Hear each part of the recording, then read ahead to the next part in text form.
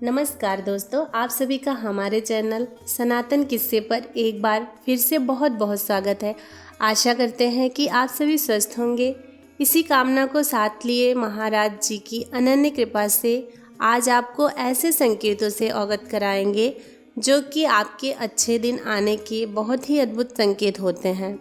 आप इन संकेतों से जीवन में यह अंदाज़ा लगा सकते हैं कि अब आपका समय शुरू होने वाला है।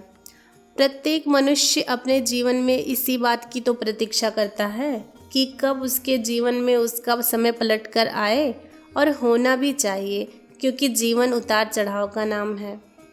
समय के अनुरूप जीवन में अच्छे और बुरे अनुभव तो आएंगे ही आएंगे, लेकिन जब बुरे अनुभव काफ़ी समय से चल रहे हों तो मनुष्य का ये सोचना स्वाभाविक है कि उसका अच्छा समय कब आने वाला है। तो आज इसी विषय पर हम चर्चा करेंगे। बने रहिए पूरी वीडियो में।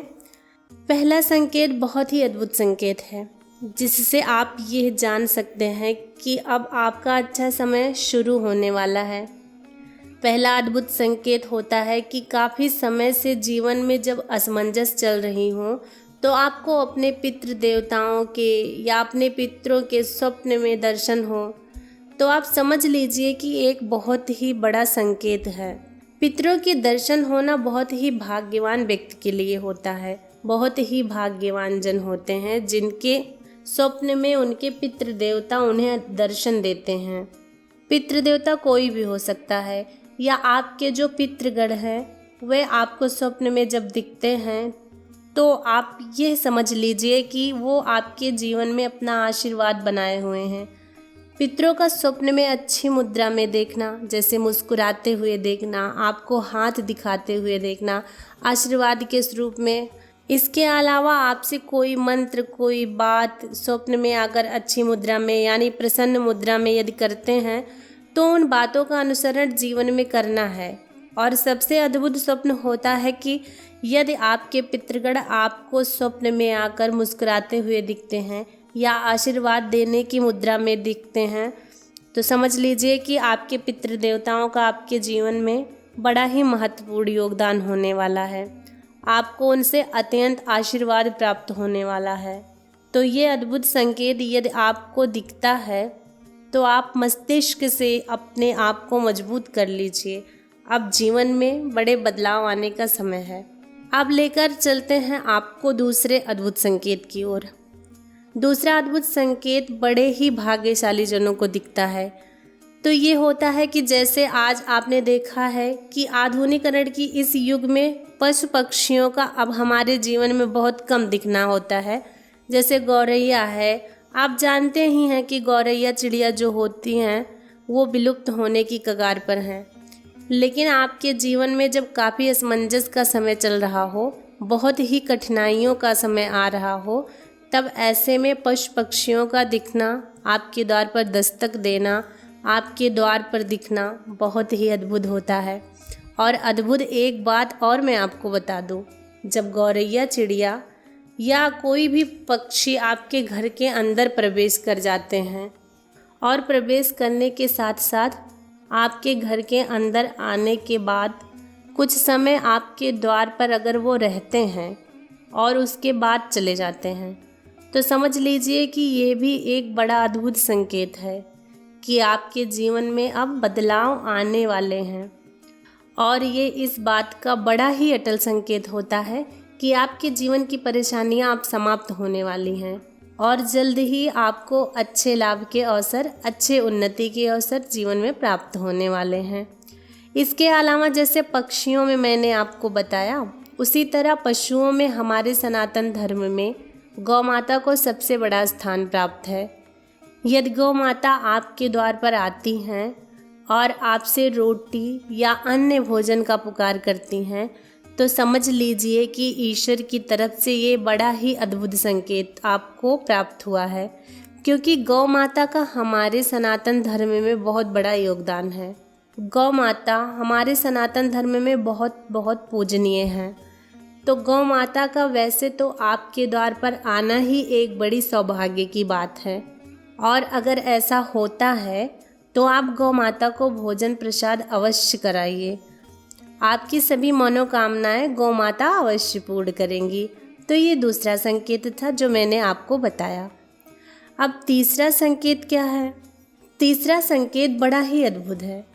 तीसरे संकेत में यदि आप यह देखते हैं कि आप मंदिर आदि पूजा करने जब जाते हैं तो आप देखते हैं कि आपकी आंखों में से अश्रु आ जाते हैं। मंदिर में घुसते ही आपकी आंखों में आंसू आने लग जाते हैं और आपको ईश्वर से एक बड़ा ही अनोखा सा जुड़ाव या मंदिर व पूजा स्थलों में जाने में आपको बड़ा अद्भुत सा एक अनुभव होता है। तो आप ये समझ लीजिए कि ईश्वर आपको स्वयं पुकार रहे हैं। ईश्वर की इच्छा है कि आपको अपने मंदिर में महाराज जी जिस प्रकार से आपको बुलाते हैं उसी प्रकार से ईश्वर का ये जुड़ाव, ईश्वर स्वयं चाहते हैं कि आप उनके दर्शन करने आएं, आप अपनी पूजा उन्हें अर्पित करें। ईश्वर जब स्वयं बुलाते हैं तो यह देखा गया है कि आपके आंसू जो आपकी आंखों में आते हैं वो बड़ा ही अद्भुत क्षण होता है। तो इसका भी असर है कि आपके जीवन में स्वयं ईश्वर आपको अपनी ओर आकर्षित कर रहे हैं। ईश्वर आपको अपनी शरण में लेना चाह रहे हैं। या ऐसा अक्सर तब देखा जाता है जब मनुष्य बहुत परेशान होता है, जब आप बहुत परेशान होते हैं, जब आपको समझ नहीं आ रहा होता कि ये परेशानियां अचानक से मेरे जीवन में कैसे आ गईं या मेरे जीवन में इतने कष्ट क्यों आ रहे हैं, तो उसी समय ईश्वर आपको अपनी शरण में स्वतः बुलाते हैं। ये जो संकेत है बड़ा प्रबल होता है। सभी ने लगभग ऐसा अनुभव अवश्य किया होगा कि जब भी आप किसी पूजा स्थल पर जा रहे हैं या अपने घर के मंदिर में बैठ के पूजा आदि कर रहे हैं तो आपकी आंखों में आंसू भर आते हैं। तो इसका अर्थ यही होता है कि ईश्वर स्वयं चाहते हैं कि आप उनकी शरण में आओ। ईश्वर आपको अपनी ओर से आशीर्वाद प्रदान करना चाहते हैं। ये तीसरा अद्भुत संकेत मैंने आपको बताया। अब लेकर चलते हैं आपको चौथे अद्भुत संकेत की ओर। चौथा अद्भुत संकेत भी बड़ा ही महत्वपूर्ण है आप सभी के लिए। चौथा अद्भुत संकेत क्या होता है कि जब आप अपने जीवन में कठिन समय से गुजर रहे होते हैं उसी समय आपको साधु संतों के दर्शन यदि हो जाएं या साधु संत यदि आपके जीवन में प्रवेश कर जाएं तो आप समझ लीजिए कि ईश्वर के द्वारा भेजे गए ये वे देवदूत हैं जो अब आपके जीवन में एक नई दिशा आपको प्रदान करेंगे। आप अपने जीवन में जिन परेशानियों से अभी तक जूझ रहे थे उन परेशानियों से बाहर निकालने के लिए अब इनका आपके जीवन में प्रवेश हुआ है। तो साधु संतों के दर्शन होना बड़ा ही भाग्यशाली होता है उस व्यक्ति के लिए जो काफ़ी समय से मेहनत करने के बावजूद भी अपने जीवन में कठिनाइयों का सामना कर रहा होता है। यदि आपको संत जनों के दर्शन होते हैं या ऐसा भी हो सकता है कि आपके जीवन में आपको संतजन स्वतः ना देखें लेकिन आपका मन ऐसे किसी धाम में लगा हुआ है जैसे कैंची धाम है और अचानक से आपका कैंची धाम जाने की योजना बन जाती है, तो यह भी इसी श्रेणी में आता है। यह भी एक प्रकार का संकेत है। आप किसी मित्र के माध्यम से चले जाते हैं धाम या अचानक से आपकी योजना बन जाती है ऐसे धाम में जाने की जहाँ पर साधु संतों की तपस्थली रही हो। जैसे मैं हमारे सभी अन्य दर्शकों को बताना चाहूँगी कि बहुत से लोग हमें लिखते हैं कि हम कैंची धाम के बारे में पहले बिल्कुल नहीं जानते थे और किसी न किसी कारण से वे महाराज जी से अचानक जुड़ गए और उनकी अचानक से कैंची धाम जाने की योजना बन गई।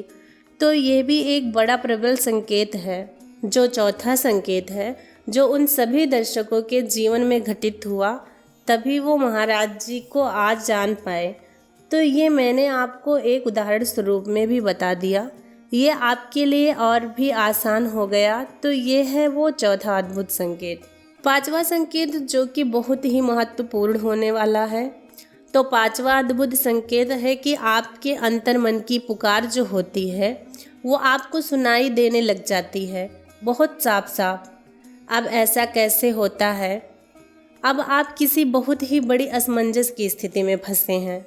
आपको समझ ही नहीं आ रहा है कि जीवन में कौन सी तरफ हमें अभी चलना चाहिए, जीवन में अब आगे कैसे बढ़ना है। ईश्वरीय जो शक्तियाँ हैं, ईश्वरीय जो विधान हैं, वे आपके अंतर्मन में प्रवेश करती हैं और आपके अंतर्मन में प्रवेश करने के बाद आपका अंतर्मन आपको पुकारता है। आपका अंतर्मन आपको मार्गदर्शन कराता है कि अब इस स्थिति में ऐसा करना चाहिए। आप कैसे यह पहचानेंगे कि पांचवा संकेत आपके जीवन में घटित हो रहा है?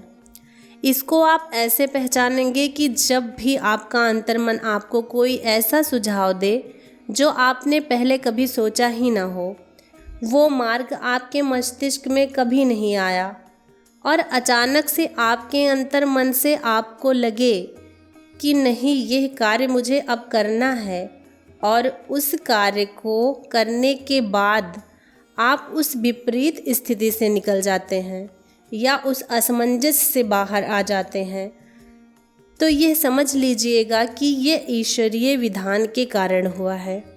ईश्वरीय शक्तियों के द्वारा यह कार्य आपके जीवन में घटित हुआ है। ये पांचवा संकेत आपको तब प्राप्त होता है जब आपको लगता है कि मेरे जीवन के सभी मार्ग बंद हो गए हैं, अब मैं अपने जीवन में फंस चुकी हूँ, और उसके बाद आपका अंतर्मन आपको मार्ग दिखाए, तो समझ लीजिए कि पांचवा संकेत आपके जीवन में घटित हुआ है।